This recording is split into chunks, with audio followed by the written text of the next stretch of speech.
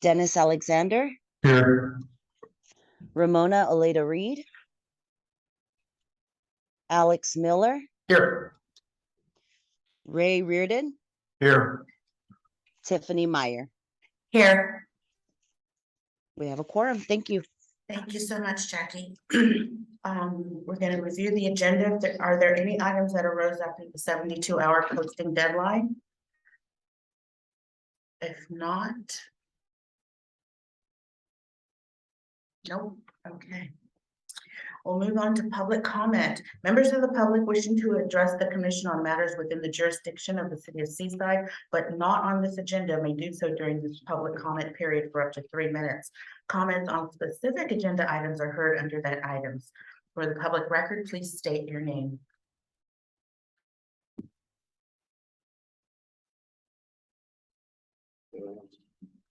Madam Chair, I checked the commission's email and there have been no emails sent to that box.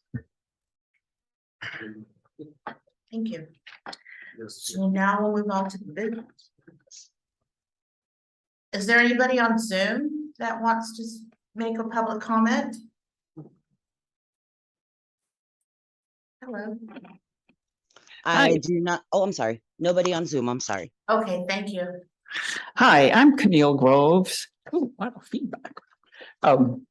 And we have lived here for 19 years, exactly the end of the month.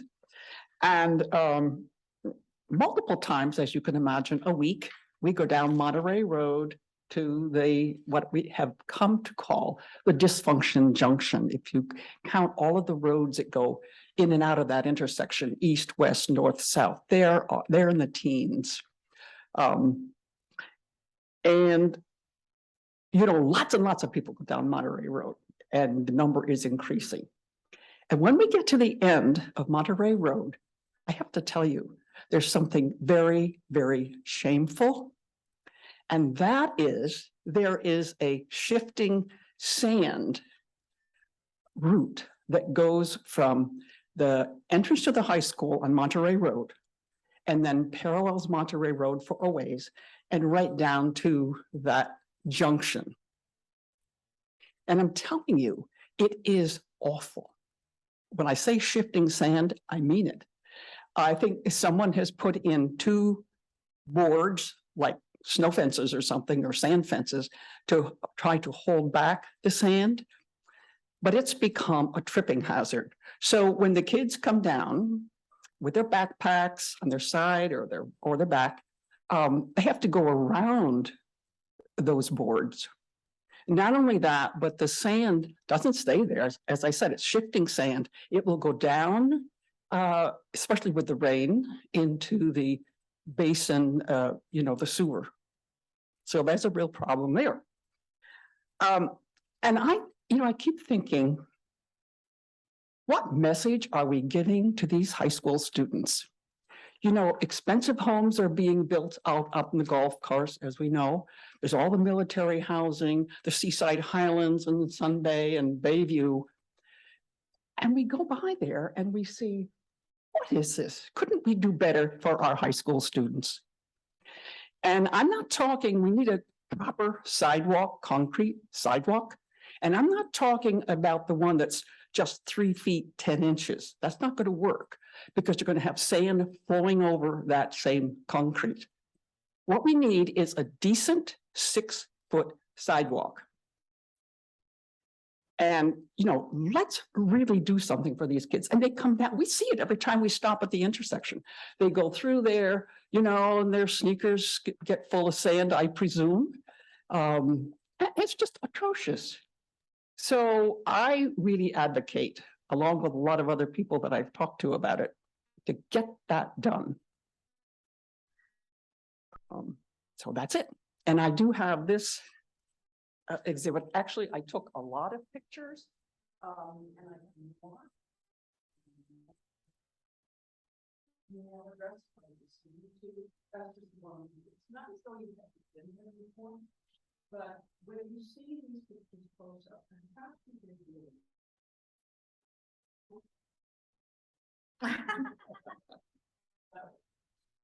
My minutes must be off, right?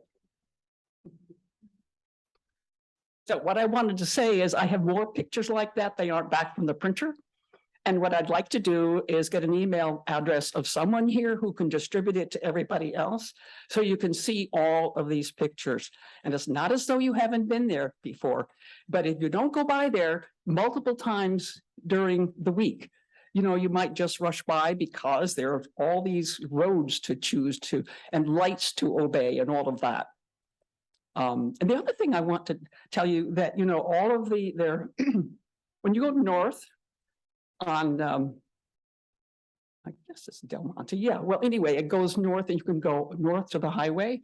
You can turn right into Monterey Road, and a third road or a third way up has just come about accidentally, shall we say, because there's so much traffic there that they have made a third lane. Well, that practically, you know, the kids can practically get their toes in the road there as that third lane goes up and winds up to Monterey Road. So I urge you to go by there sometime when the kids are letting out of school. Okay, thank you very much. Alex? Do you have you want to address? I just wanted to provide the email address of the commission Okay. at this time, or after the next comment. Okay, hi, I'm Alan Groves. I go with Camille. I'm here for the same purpose, to plead for that short piece of sidewalk between the entrance to the high school and Fremont. So it's on the east side of Monterey Road and on the north side of Fremont.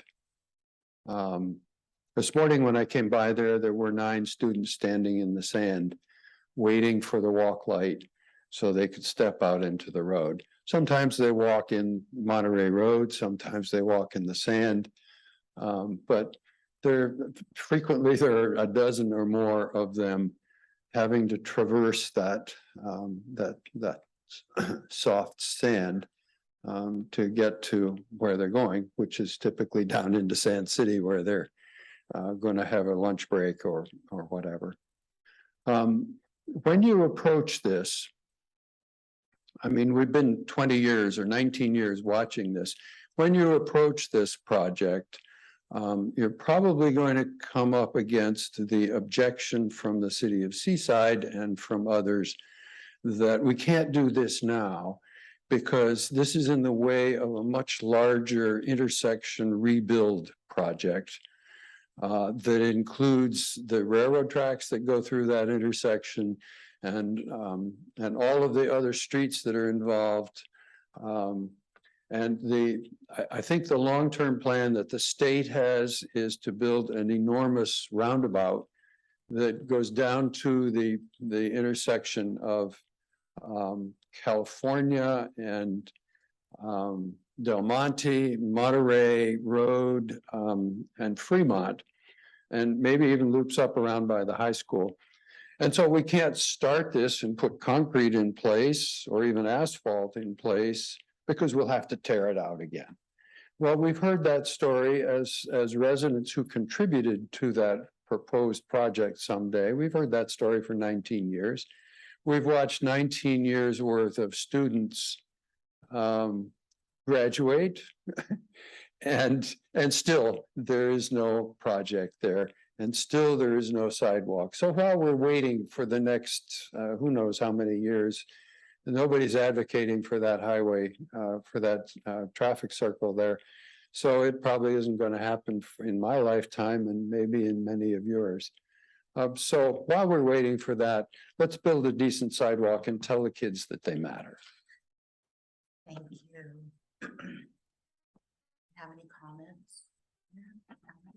I do, thank you. And I just wanted to provide the public's, your comment. That our commission email is neighborhoodimprovement@ci.seaside.ca.us. So that's neighborhood improvement. And we regularly check that and we forward that on when we get comments on there. And as you know, Once again, Alex. sure, no problem. Neighborhood improvement at ci.seaside.ca.us. .ca.us. US neighborhood. Yes, and anything we get on there, we forward on. And this commission has actually last year appropriated some funds, thanks to Commissioner Reardon, some funds for a sidewalk at one of our parks. And I think that the goal is to work on more sidewalks. So thank you for your comments. Through the chair, thank you. My comment or question is not to shirk responsibility. I just want to make sure that we're addressing the correct body. Mr. Little, if you wouldn't mind maybe taking a look at these pictures, because I'm not sure, I can't really get a picture of that, but I just want to make sure that that's not MPUSD property. And if that's the case, then and maybe you've done your homework already and have already checked that out. And I can't tell you whose property it is. okay. Because if it is MPUSD, then maybe they can be addressed, or we can possibly somehow pass this on to them. But I'd like to find out. I'd like to just make sure that your energies and comments are directed towards the correct body. So if we could, and if it is city property, exactly what we're talking about, then we can address the city council. It's immediately beyond the curb that is there. There's an asphalt curb by the side of the road. But that's a very informal road location, and it's really hard to say. We know it is no longer Fort Ord land, but how that transpired, don't know. Yeah, I'm not.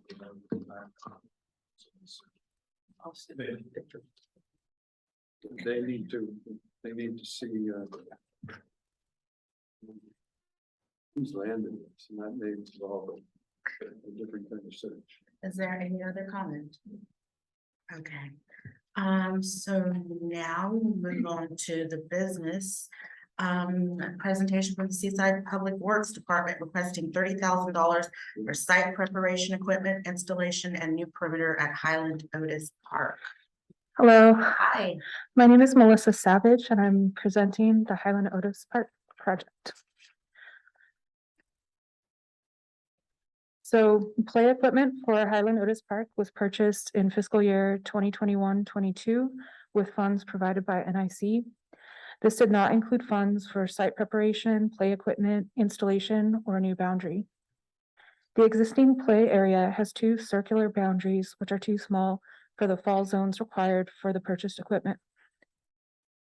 Removal of the circular boundaries and some minor grading are needed before the play equipment can be installed. The play equipment we purchased includes a slide and a climbing structure. The proposed new boundary will be large enough to include the play equipment with appropriately sized safety zones and an entrance to the play area. Staff are requesting the commission approve additional NIC funds for site preparation, play equipment installation, and a new boundary construction at Highland Otis Park for an amount of $30,000. If NIC approves staff's request, the next step would be for NIC to bring an item to council for an additional $30,000 of NIC funds for Highland Otis Park.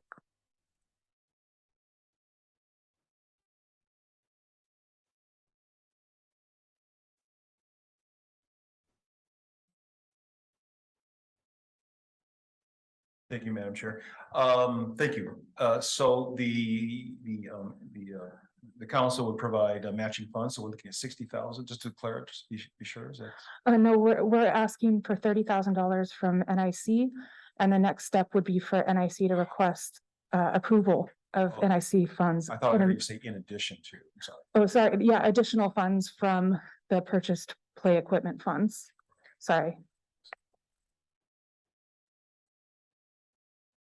So just for clarification, we already given 30,000 for just the playground equipment, correct? I believe it was 25,000. Okay. 25,000 just for the playground equipment, Mhm. and now it's 30,000 more needed to place it. Yeah, so it's for the site preparation, the installation of the equipment, and then also construction of the new boundary. That circle. The circle that's Yeah, already? so the site preparation would be removing those two circles that are existing. And then putting in one big boundary so that the play equipment and the fall zones can fit inside. Thank you. So, I'll just cut to the chase. So you didn't know that this work had to be done prior to us buying the playground equipment? And number two, Yes. why didn't you just present us with $55,000 to ask for? So my understanding is that the $25,000 was specifically just for equipment purchase. And so we purchased that equipment and now we're coming back to ask for the site prep and installation costs. I'm just gonna say, it's like building a house, but then, oh, we're gonna put the foundation in now. That it doesn't make sense to me why you would purchase the equipment if you didn't know all this other had to be done first. I'll just say it like it is. It feels like it's a squeeze. Well, we got the equipment, you can't do nothing with it unless you do the rest of it. And I don't think that's how the city should work. Okay. Or does anybody have, does anybody overseeing this project at Public Works? So my understanding is that the $25,000 that was requested before was just earmarked for playground equipment for that purchase. So we weren't able to include that in the installation and site prep in those funds. And I don't think that anybody was overseeing the project until we were given given the NIC funds for the play equipment.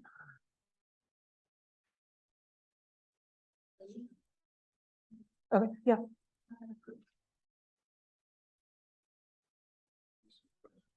So if you recall, there was some funds that had to be quickly encumbered. And these were funds from last year. We were at a deadline and we had to encumber them or use them before the end of June in order for them to, otherwise they were going to go back into the general fund. There would have been no way for us to get together a contract for somebody to do installation work. But what we could do was we could say, hey, look, this is what this equipment costs. And we can put it toward the equipment. Now, the amount that I have, just as a slight correction, was the Highland Otis Park equipment. I had it noted as 35,000. Okay. So it was either use this money toward playground equipment that we could quickly encumber or allow it to go back into the general fund. Now that we've had the equipment, from what I understand, our engineering department is asking that they're asking for NIC to recommend additional funds out of the TOT tax to go to the city council. This is an advisory commission. This commission doesn't make purchases or decisions about purchases, but can make recommendations to the council. And that's what this additional 30,000 is for, is to get the site ready. It's to have we don't have the staff that does that. We would have to employ a contractor. And there's also, with playground equipment, there's a special certification process that goes with it. Somebody has to go out. Sometimes you might see playground equipment where it's installed, it's ready, the kids want to play on it, and it's all blocked off because it has to be certified by somebody that has to come out and verify that it's installed correctly and it's ready to operate. So it's a little bit more involved than putting a swing set in a backyard. Hopefully that helps.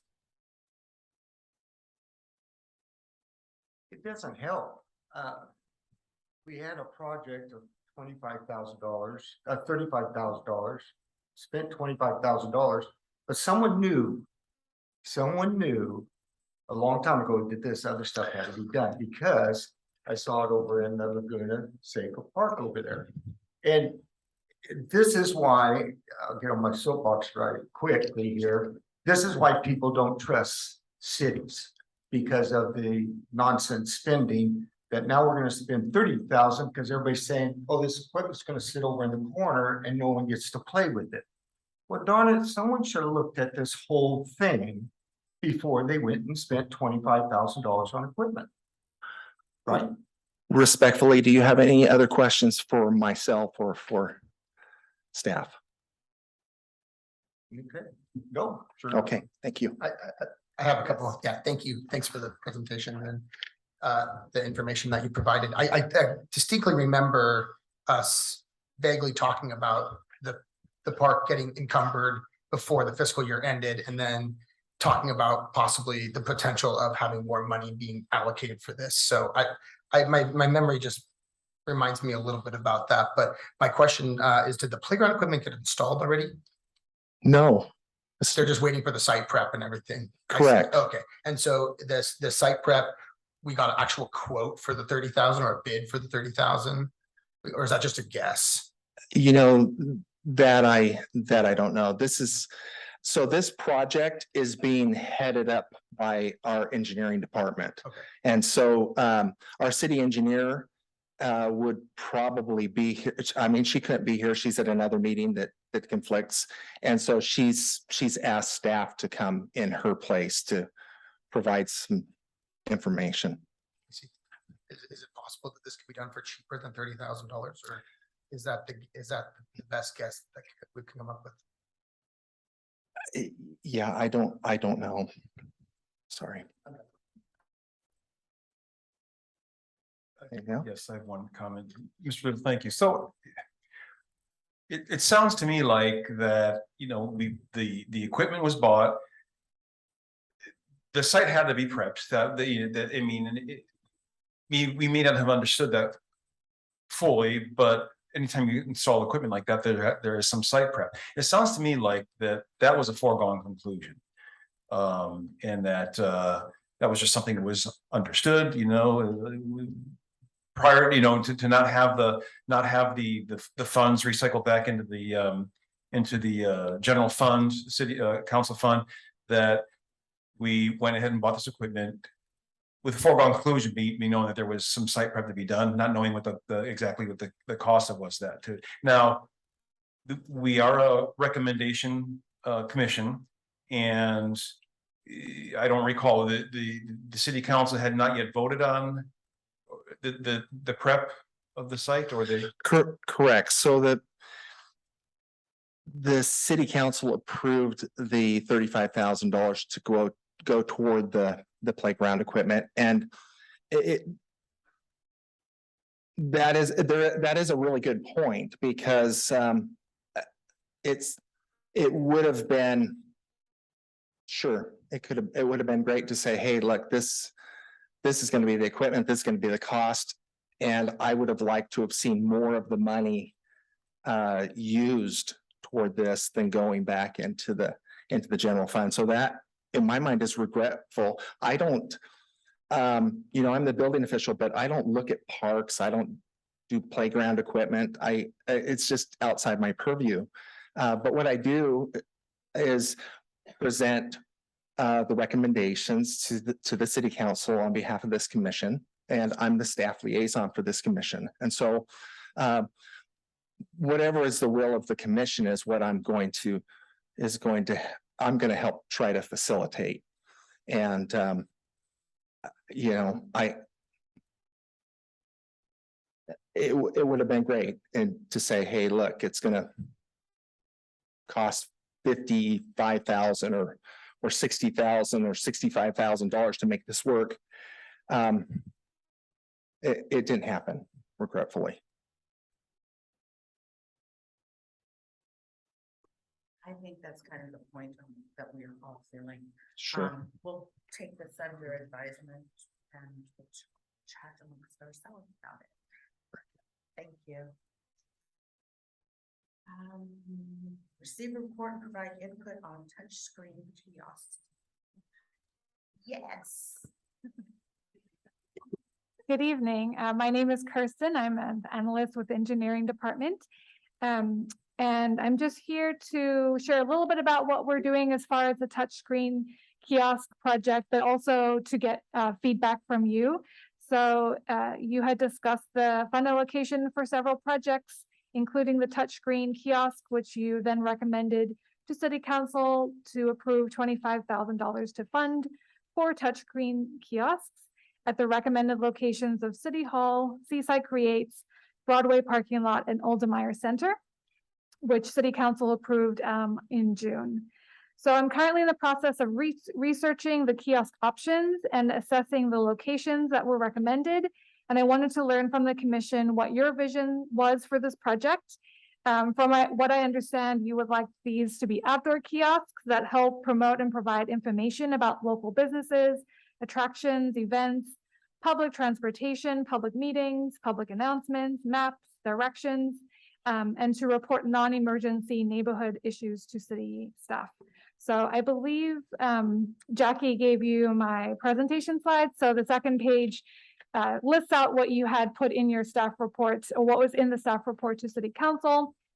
And that's sort of what I'm going on, as well as some pictures at the bottom of some of the types of kiosks that are out there for outdoor. And then also an example of an LED sign. I'm not sure if there was interest in doing something like that at Oldemeyer.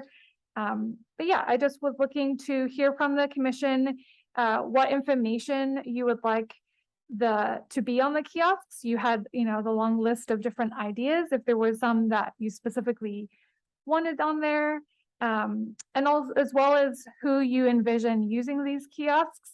The kiosks are very similar to an iPhone or a tablet. So what type of information and who would be accessing these kiosks, and what would they be looking for beyond what they might find on their phone? And then a couple other questions. I have a lot of questions. Just want to make sure we get this project right for you guys. There are 4 locations that you recommended, and we would like to maybe start out with just 2, just to pilot how things might work. So if you have priorities of which locations you would like to see kiosks at. Yeah, and then also from the photographs I provided, if you have any feedback of what you were actually thinking or hoping for, and then any additional information you would like to provide. Thank you.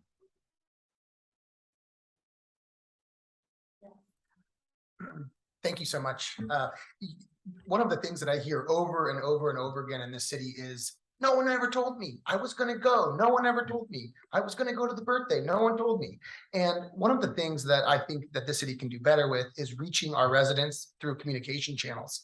And this was kind of what stemmed this idea. Was a Commissioner Velasco, who's no longer on the commission. She had an idea to put a board outside City Hall that was an informational board. And then this developed into a really cool touchscreen kiosks that provide the city events, the biggest city events, our holiday events, cultural events, and things that participate our residents into the city. And so that was the dream. It was a small dream that we thought that we could accomplish. In order to your 2 locations, I'd really like to see this start in City Hall, and even that could be the first one, because piloting it in City Hall, these are the most active people that come out that we want to reach as well. They're the highest percentage that we can get them to come to our events. And so I was in Santa Cruz the other day, and I was at a parking lot, and they had one. I will take a picture of it, and it says, welcome to the shopping complex and the different activities that are happening. So welcome to Seaside. These are our events, our nice logo. And if it can be interactive, people can touch the map, and we can have the restaurants that we have in the city. And I know it's going to take some upkeep, but maybe we can have a subcommission or something that can help with that. And just keep reaching our residents, I think, is one of the most important things for me. So that's thanks for the presentation. And that's what, for me, that's my vision of that. Great, thank you. Thank you. Thank you for your presentation. In addition to what Alex just said, as far as you're asking for things that we would like to see on the information, right? Yes. Okay, I think that was very good comments, but also anything that is public safety related, that new information coming out about about weather coming in. I'm just kind of saying putting everything out there. I don't know if we're able to do this. Yeah. Or what other nonprofit agencies, 401(b)(3)s might have going on in the city that might benefit the residents. An example is tomorrow, I am going to be installing some smoke alarms, which I mentioned to all you folks, with another Red Cross volunteer. And I think that pretty soon we're going to be doing a major seaside installation with the fire department and other Red Cross volunteers. So this is something that we may need some more volunteers. So something that could be put on the kiosks. Okay. So I think I think that would help a lot. Thank you. I think anything that's on the website should be put on there, because a lot of people don't have computer access. So whatever's put on there. Tiffany, did you have any comments? Thank you. I only wanted to point out that I like the white one, Okay, the white one that you have in here. Thank you for your presentation too. all right. I just wanted to talk about the location of these kiosks. I think it's a good idea just to start out with two. But I don't find City Hall being the one that would be seen the most by our citizens here in Seaside. I'm welcome to hear an argument about that, but I just don't see a lot of people, except for city folks, coming to City Hall to look at the kiosk. I think it should be downtown somewhere, or maybe even Oldemeyer, but the only people that come to City Hall are staff, and a few come to city council meetings. So we need someplace where a lot of people gather.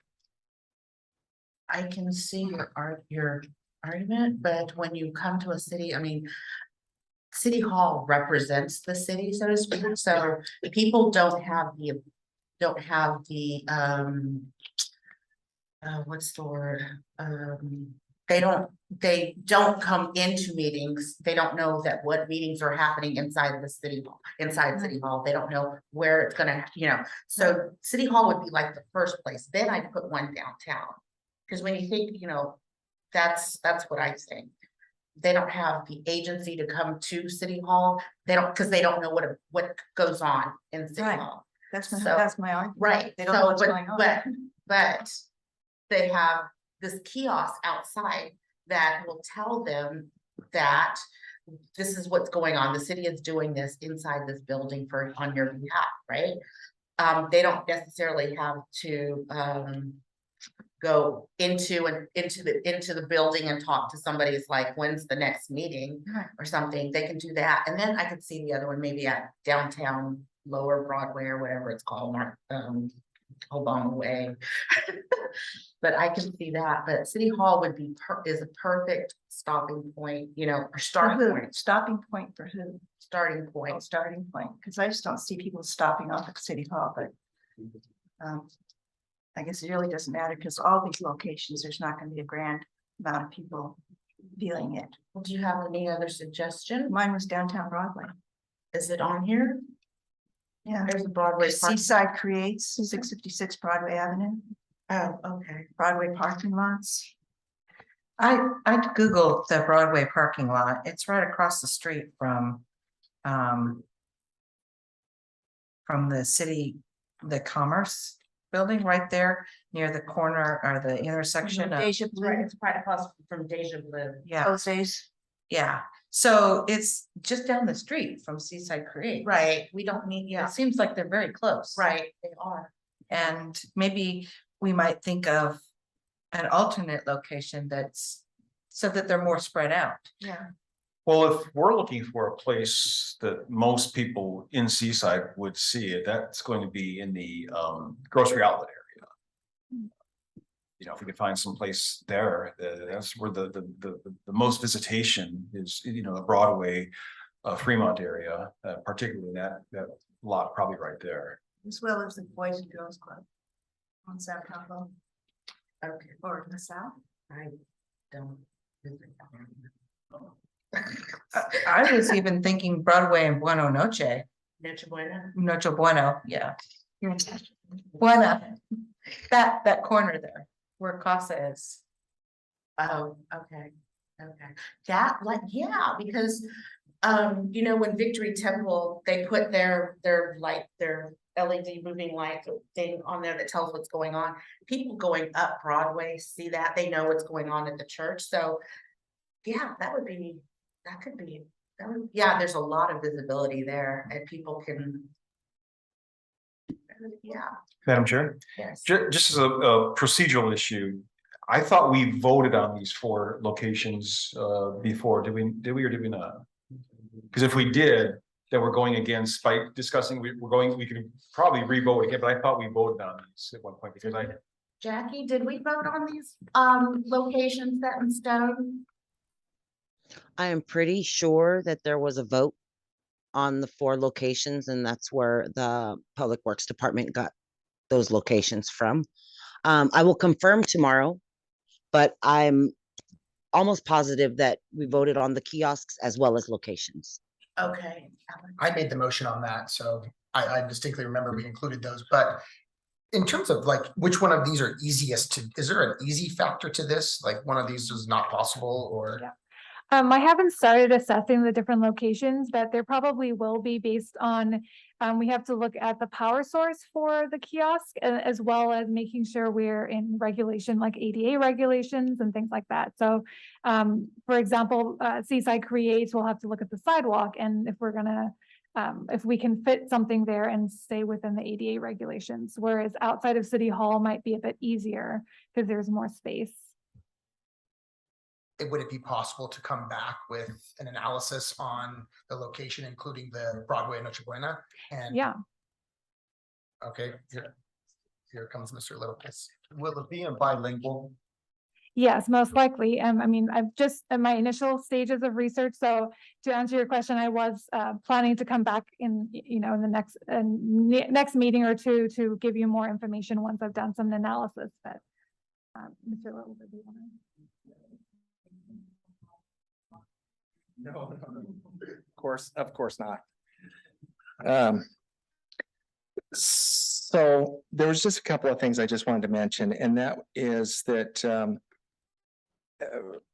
from an accessibility standpoint and available power, and also when we're talking about putting a piece of equipment out that we want to protect, City Hall is really a good location for it. We have an informational bulletin type outdoor structure over here that we post things in. There are quite a few visitors that come to City Hall. Everybody that pulls a permit, everybody that needs a business license, people, we're the purveyor of a water supply. So we have people coming here to pay their water bill. We have people that are visiting the police department. And this is an art gallery, by the way. And sometimes people come in here to see their kids' art. They want to see what's hanging on the wall. And so I can tell you that I work here in City Hall, and I'm responsible for the permits counter, and it's the first place that people come when they come into the City Hall. And we do get quite a bit of visitors. City Hall would be an easy location. The other one would be the Oldemeyer Center, in my opinion. Seaside Creates may not always be there. There is a plan to potentially bring planning back to City Hall. So that's just something as a maybe a thought or consideration, a seed if I could plant one. If I could look into the future, I can tell you that I don't believe that that's always going to be Seaside Creates. It may still be something that the city uses. So.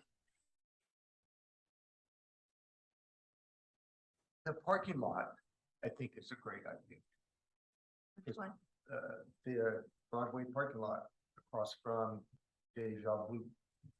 And maybe try just the first one there to see how much it gets action. And then City Hall, because there's cars parking there now, and things like that.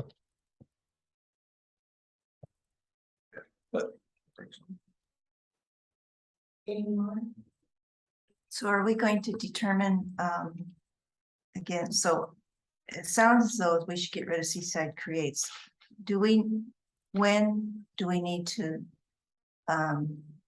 inform you which locations would be best? Since we voted on it and now we're kind of thinking maybe we didn't think that through very well. Sure. Yeah, well, what my next steps will be, we'll go and visit the sites and do a little bit more of an analysis. So I can bring that back to the commission, and then at that point you can decide which ones you want to proceed with, or if you want to recommend different locations. Thank you. I had a question for Mr. Little. Where were you talking about putting the kiosk here at City Hall? In the front there, or where? Where were you thinking? So the front over here where the ramp is, we have an accessible ramp for wheelchair users. Yeah. That's just right. It's right over here. If you're turned around a little bit, Harcourt is over here, and Canyon Del Rey kind of wraps around the building this direction. So it's the parking lot is right behind you, and it would be, well, I don't know exactly where it would be. In my mind, you know, somebody might say that's not an ideal spot, but because we have an informational, you could call it a bulletin board. It's like an outside exterior. It's got glass that we put documents behind. I don't know that people pay a whole lot of attention to it. Maybe people do, but it's between City Hall and these portables that we have out here. We have one portable where our engineering department is, and we park 2 of our electric vehicles there. Those are our code enforcement vehicles, and it's right next to the code enforcement charging stations. It's kind of in an area where people, when they come down the ramp, or if they're going across the sidewalk here or going toward engineering, it's kind of in a little central area. Okay, thank you. Okay. Mr. Little, may I think I have a question for city staff, so either one of you can answer. Well, so first of all, in determining where the first test site will be, I think Alex mentioned that we want to look at one that's going to be the easiest. So it sounds like City Hall might serve that purpose as far as that first test site, see how it goes. Now, my question is though, we did vote on these 4 locations, so it is a vote, and if we are to change anything, we'd have to have another vote. But Seaside Creates, did we vote on the address, the location, or did we vote on Seaside Creates because it happened at that time? We thought it would on next to a city property / function, it would work well there, or was it because of location? I don't recall. So I copied something out of my staff report, and it says touch screen kiosk 4 total to be located at City Hall, Seaside Creates 6, which is in parentheses 656 Broadway Avenue, Broadway parking lot, 490 Broadway Avenue, and Oldemeyer Center. Now, I think what's being asked tonight is there's an interest to start with 2 kiosks. So really I think what the question tonight is out of these 4 locations, which 2 would the commission, what's the commission's preference if we're going to start with 2? And then the other questions that were asked by staff, maybe about some of the features. So can we decide really quickly on whether or not Mr. Little's recommendation about City Hall and Oldemeyer being great places to start, or do we have we want to discuss some other option? I'll make a motion. Go for it. Anything else to say? I was going to make a motion as well, but I just want to do, I just want to say that Oldemeyer and City Hall are both city properties. I'd like to see one city property, one in a highly trafficked area, which I think would be the parking lot. Second. That's your motion? No, that's your motion. I Oh, okay. Okay, so what is second. exactly? City Hall and the Broadway parking lot. Okay. And Alex the second. Okay, hold on.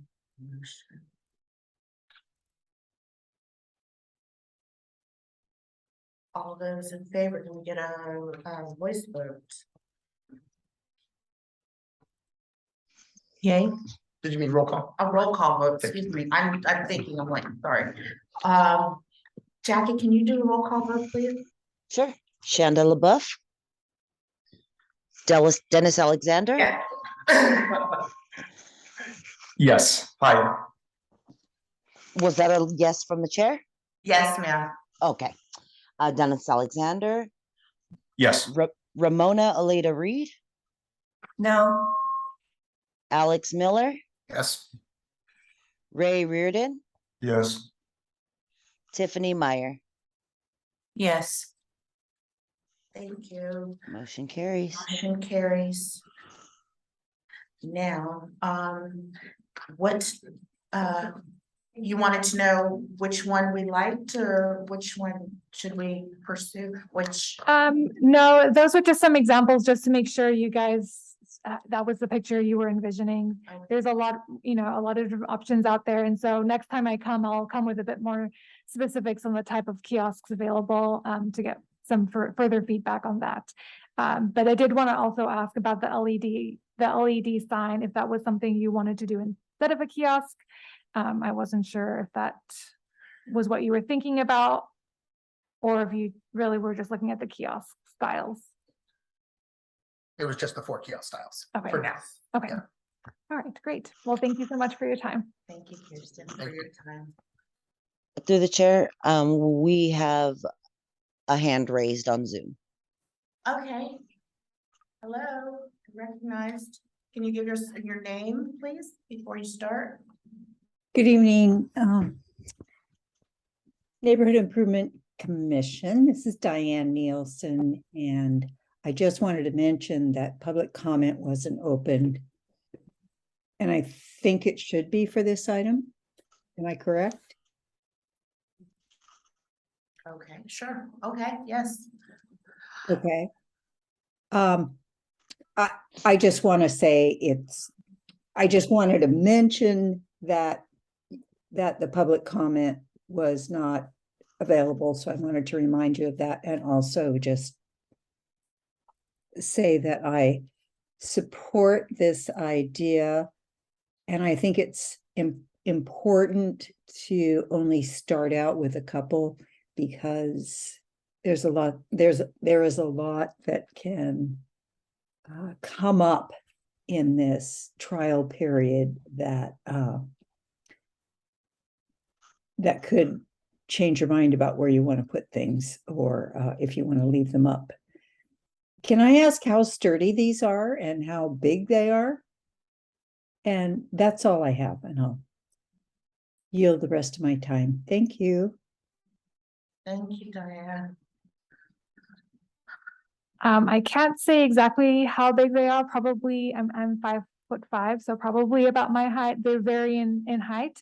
As far as sturdy, these kiosks are specifically designed for outdoor, so they're very sturdy, and they factor in the weather conditions as well as being bright and even vandalism, making sure that they're secure and safe. So.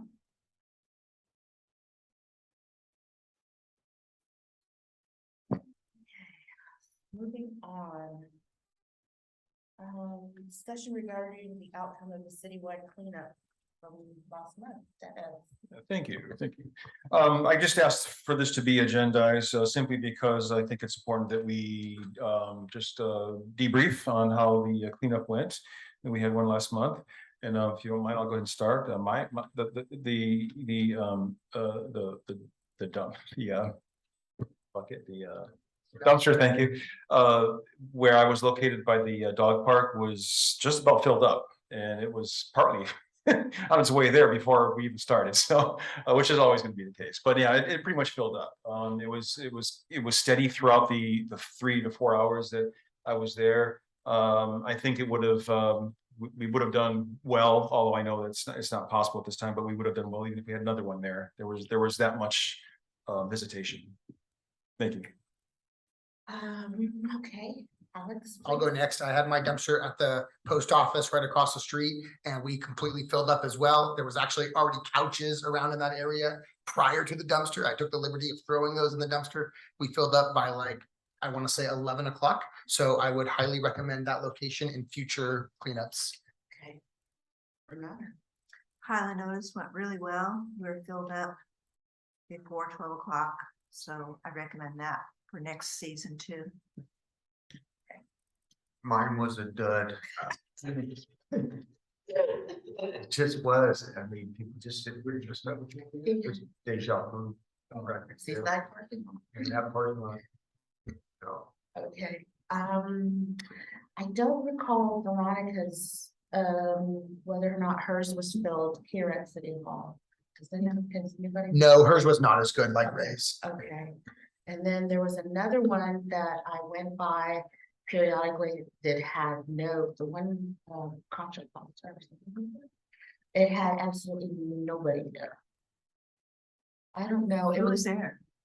it was supposed to be. Veronica had City Hall. No, we didn't agree. I don't recall, I have it in my notes somewhere, but it had nobody there.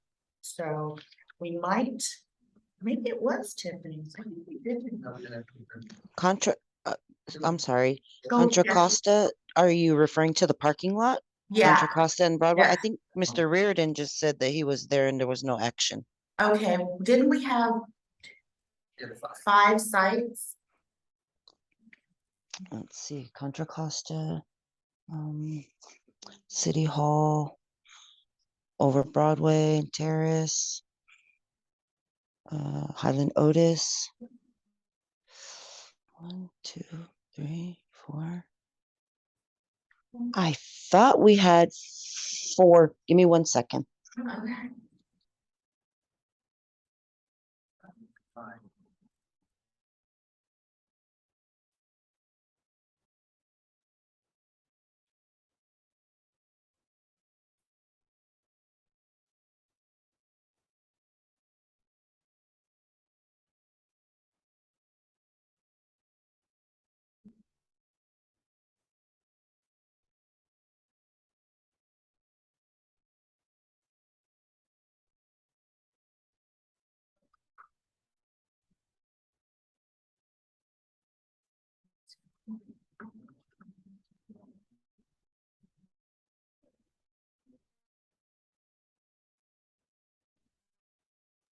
Okay, thank you. I'm sorry.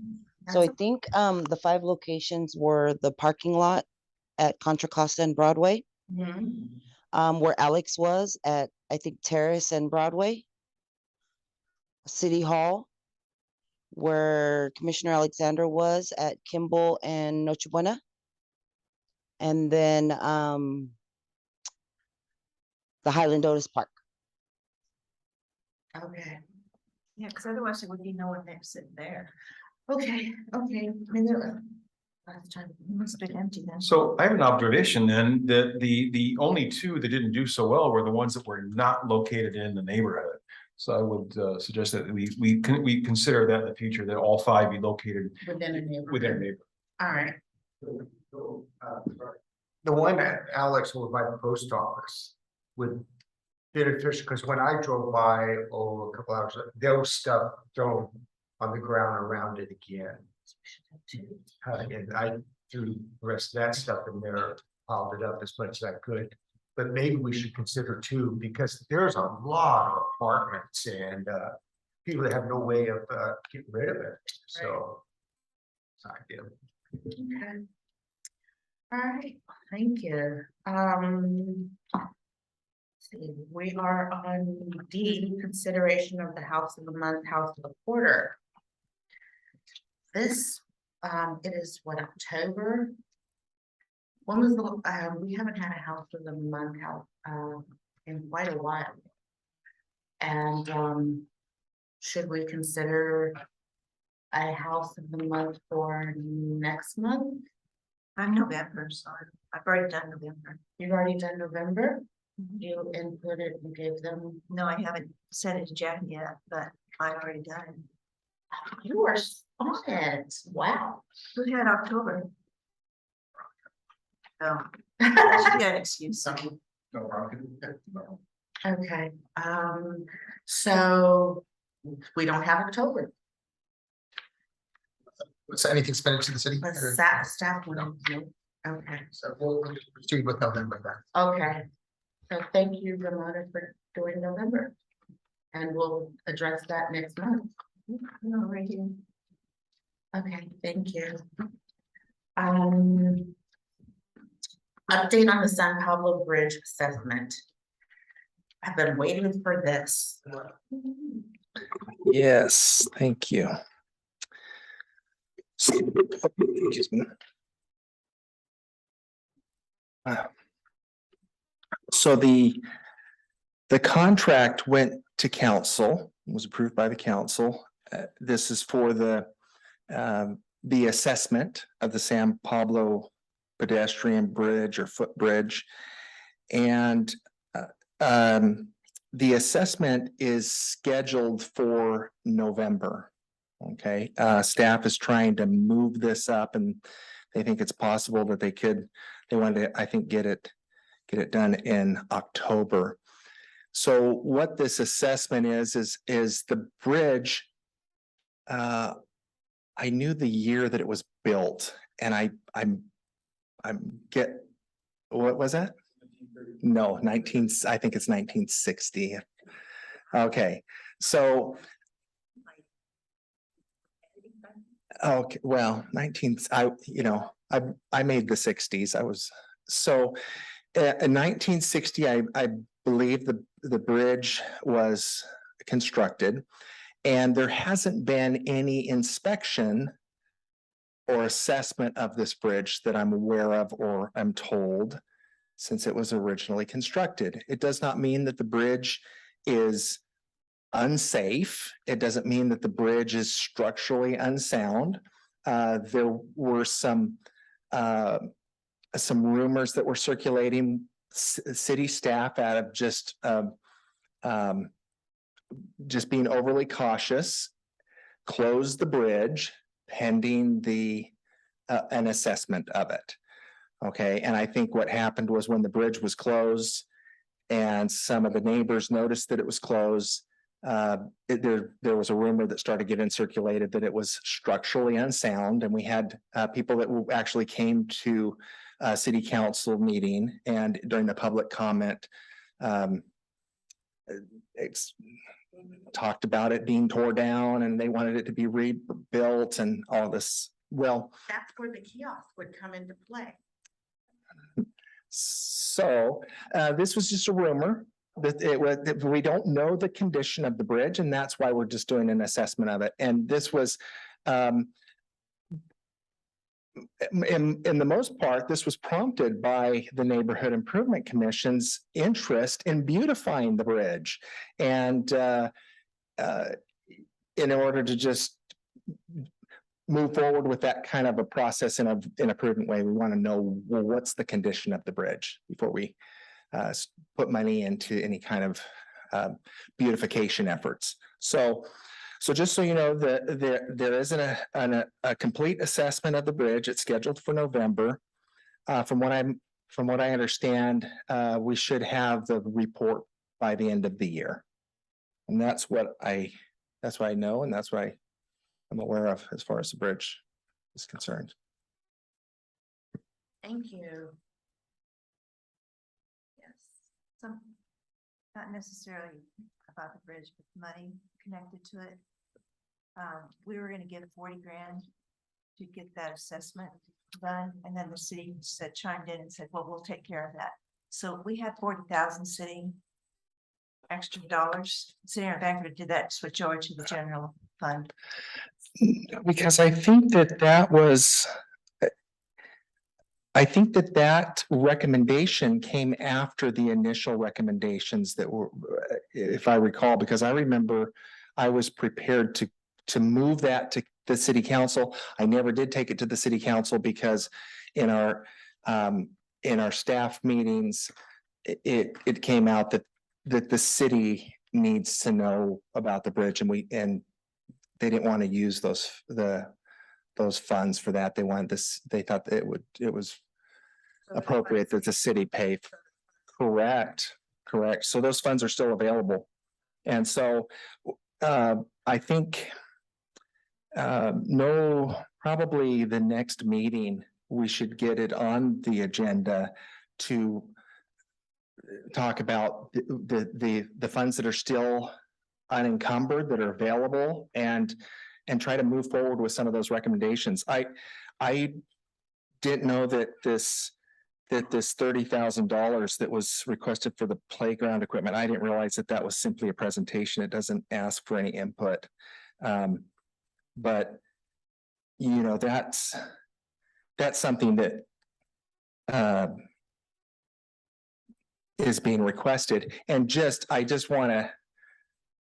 really want to emphasize the point that we couldn't have encumbered the installation of it before the end of the fiscal year, the last fiscal year. We could only encumber the purchase of equipment, because in order to encumber an installation, you have to send it out for a request for proposal. It has to go out to bid.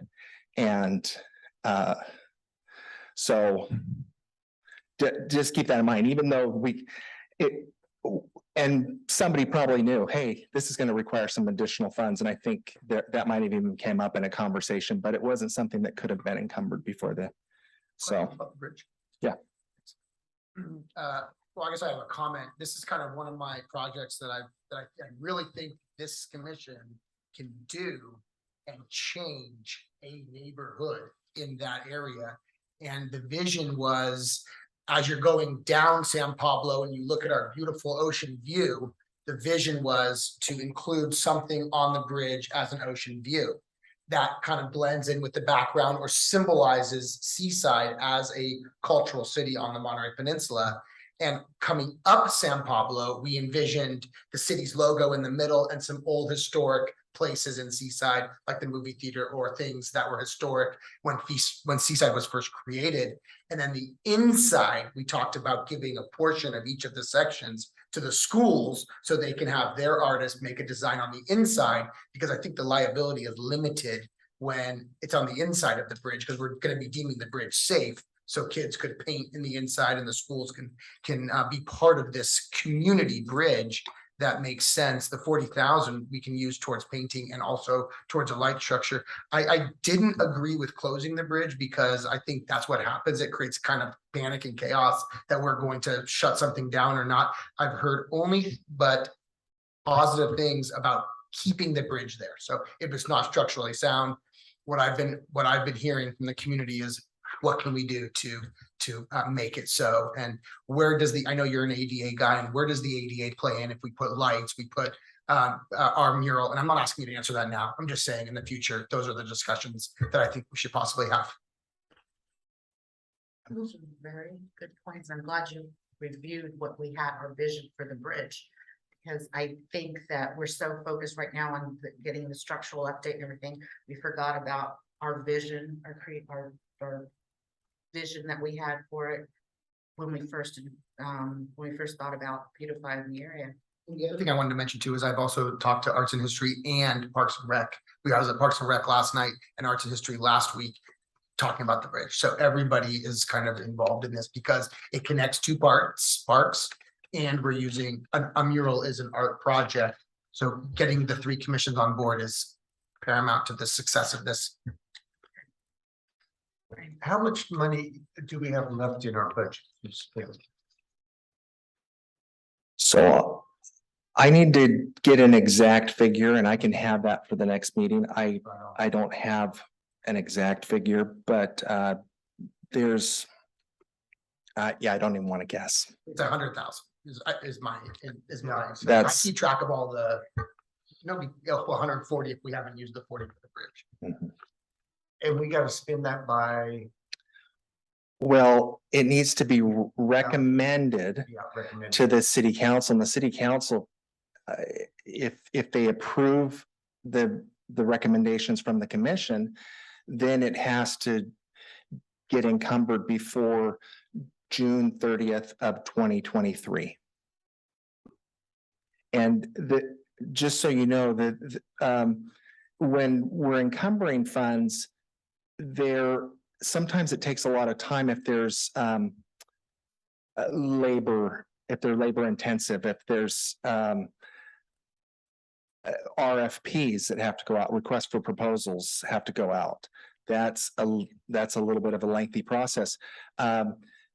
If there's something that our city staff can do, and our cities, we have a very capable city staff, and there's a lot of things that they absolutely can do. They can install little features and stuff like that, but they are busy. But if there's something that they can do, purchasing an item can happen really quickly. I mean, that can encumber funds fairly quickly. I'm gonna go back to my old project of sidewalks. So we allocated some money to the city or to an engineering company or something like that to give us general information of how we can do sidewalks in Seaside. The next agenda item is exactly what we're talking about. Fund allocation. It's the next agenda item. This one's on the bridge. Oh, I didn't go there. I'm sorry. Oh, does it? Okay, I chased a squirrel a couple times while I was here. So, All right. Thank you for the update. Is there any public comment on this? Jackie, nobody. I do not see any hands raised on Zoom. Thank you. Moving forward, item F, update on fund allocation for upcoming projects. okay, Ditto on the question I just had. okay. And let me just give you just an update on something here that I thought was pretty exciting. So if you remember, there was $35,000 that went for art murals. Okay, and this was including $25,000 to the fire department. So the fire department has put out an RFP and it closes on the 31st of this month. And this is for artist submissions. And from what I understand, they already have some submissions for this. And then on November 1st, the subcommittee, which is comprised of I believe it's the Arts and History Commission chair and some fire personnel. They're a subcommittee for the mural. They're going to look at these submissions. And from what I understand, that the surface has been prepped. And so this is really kind of a fun thing that is moving forward, and we'll see it happen very soon. And so that's something that this commission can have some pride in, that was spearheaded by this commission. So to answer your other question about the sidewalks, so the plan is still to move forward with the sidewalk at the sports court. This is the Sonoma Avenue Sports Court at Sonoma and Contra Costa. There's $40,000 allocated for that. And so from what I understand, that's still in the works. That's still in the plan. It's just, somebody has to be assigned the project, and there's some inner workings to kind of get that plane off the ground. So the question that I think I understood was, could some funds go toward an engineering firm or an engineering company that to determine, so I think what you're probably asking for, and the city does use people like this, they're consultants. They'll employ consultants to determine the feasibility of a particular project and what it's gonna involve. And is that, Well, I was going up Hillby and they've done a corner with the handicap ramp and that orange bubble stuff and all that. And they've done that all up Noche Buena and all over. So they have to have a price tag on that. They did some driveways that I noticed throughout the city. So they already have the numbers for us.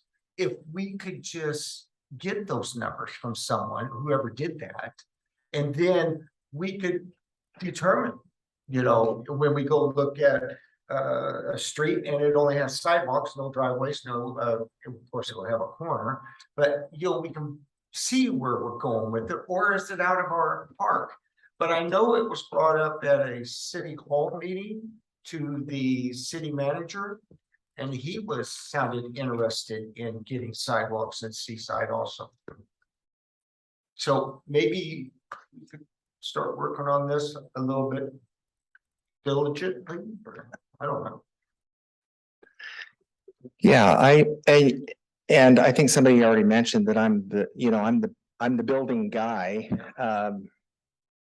But however, most everything that I look at is on private property, streets, curbs, gutters, sidewalks. That's kind of outside my realm. So that would be something that I would have to refer to the city engineer. The city engineer is responsible for all capital improvement projects on city property and in public right of ways. Maybe we don't have to pay for it. Maybe they already have it. Because they have to submit it for bid. Maybe it's public record. Right, and I know that one thing that you can keep in mind is that to apply funds toward a project doesn't necessarily mean that it's gonna complete a project from start to finish. I know that this commission had recommended $60,000 at one time to go toward grinding down lifted sidewalks. And the city did that as kind of a courtesy or goodwill gesture toward the residents, because residents are really responsible under state law, they're responsible for the sidewalk in front of their or that adjoin their property. And but $60,000 in and of itself wasn't enough to do all of the grindings that were done throughout the city, but it went toward it. And so if the city has a project already to put in a sidewalks or something like that, it could be that this commission, if they so choose, say, we'd like to put some funds towards this, to help with this project. And I think that's kind of what our city engineer hopes for too, that, hey, these projects can happen and they can happen faster, and we can maybe even do things that are I don't want to say greater quality, but there can be a little bit more chrome involved. When you used to buy a car from the 50s, it was all about the chrome. And so we can probably add a little more chrome and make the project really, really shine. And so I think those are worthy uses for these funds. So any other updates? Let me see here. The community garden, there was $5,000 that was allocated for a community garden and $10,000 for a city tree program. Those funds have been, they're really, they haven't been encumbered yet, but that's gonna go more toward the Parks and Recreation Commission. Will probably have some involvement in how those funds are spent. I know that the tree program was, that perhaps residents could get a tree, but however whatever works best, I think, for the Parks and Recreation Commission and how they come up with that with staff. And so I don't have any update on that, but Dan Mewis he's the staff liaison to the Parks and Recreation Commission. And I'm sure when something happens, I can go ahead and share that.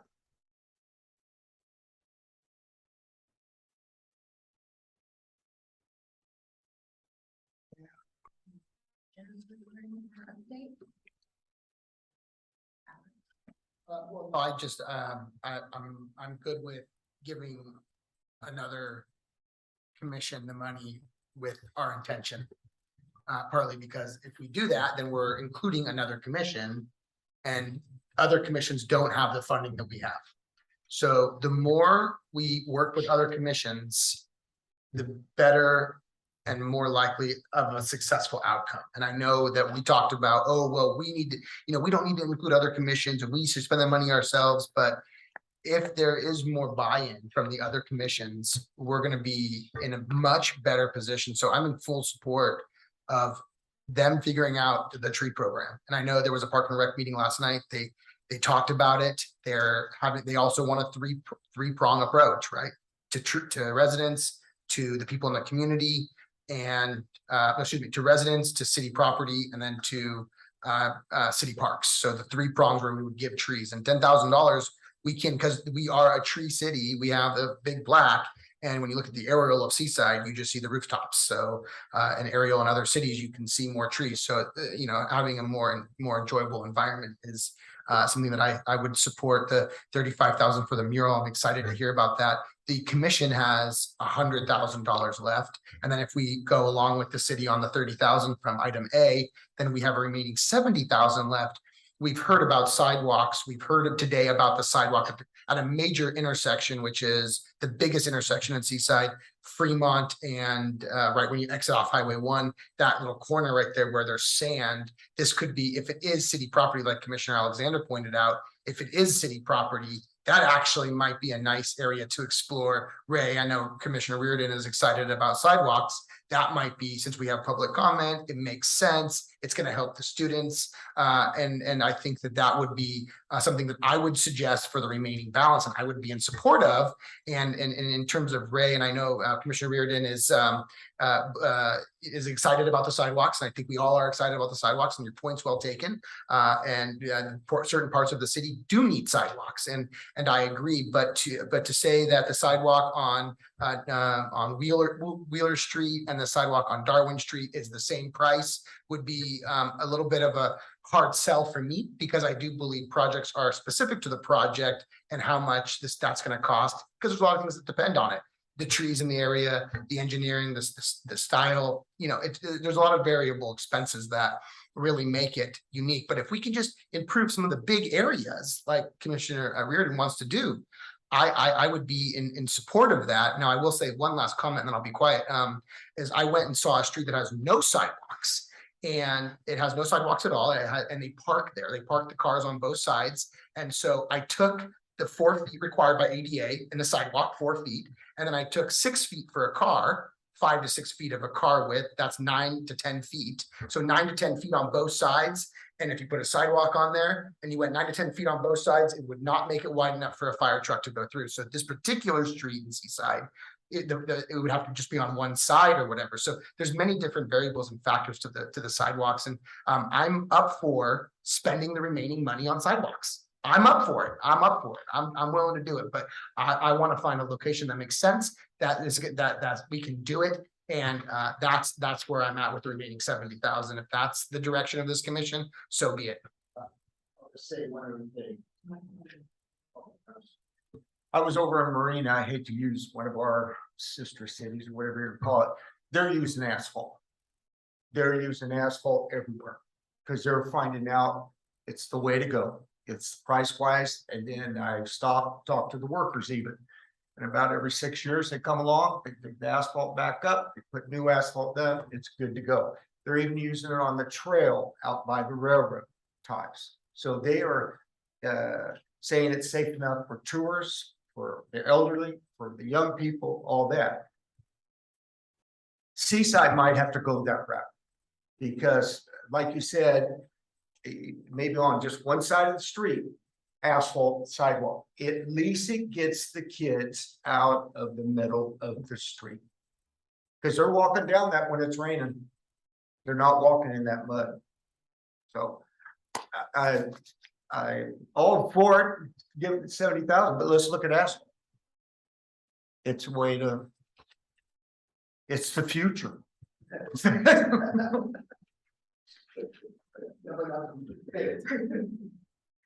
Are there any public comments regarding this, the update?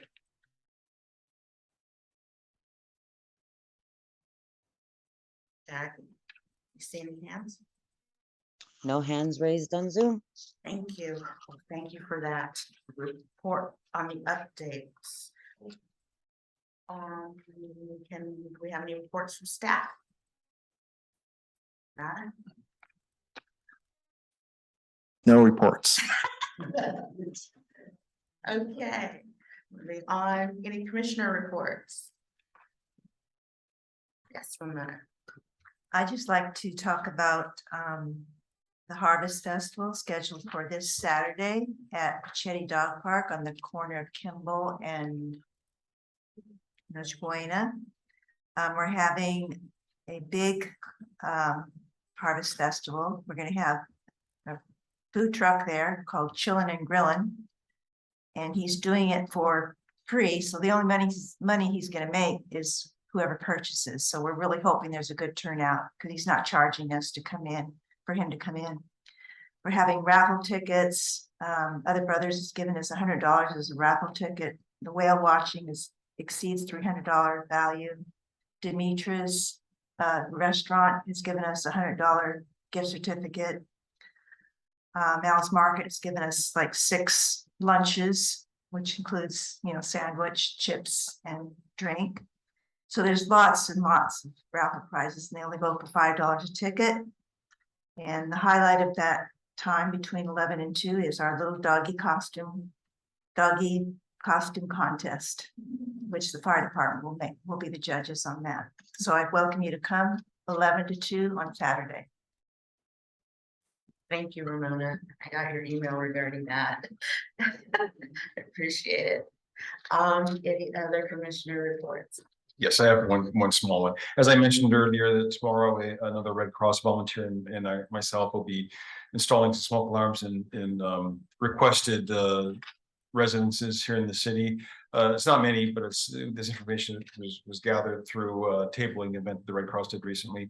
But as I mentioned last time, I think this is something we can get involved. It would cost us nothing, but it would go a long way towards neighborhood safety in our city. So I'll keep you again updated about when is Seaside's turn, because this is something that the Central Coast Red Cross chapter does in a different city every month. This coming month, for example, is in King City, but Seaside should be by springtime. I'll keep you informed. But I think it's something we would do well to get involved with. Thank you. Anyone else have any reports? I just wanted to remind everybody to possibly attend other commissions meetings because we have been on other commissions agendas quite frequently and we are constantly being talked about at City Hall. So during council meetings, so I would encourage people to start participating because you'll find that there's a lot of buzz about this commission because we have money. So I encourage everybody to pay attention and read the agendas online because they frequently list us. In fact, last night's meeting included us 3 times and out of their 4 items. And then the meeting in arts and history, we were included twice out of 3 items. So I encourage everybody to engage with the other commissions because that'll be important for us. Thank you. Okay, is there any other comments or anything? All right, well, I will call this meeting for adjournment. All those in favor say aye. Aye. Aye. All those opposed? Meeting's adjourned. Thank you. Thank you, Jackie. Thank you all very much. Drive home safe. Thank you. Thank you. Thank you. Thank you, everybody.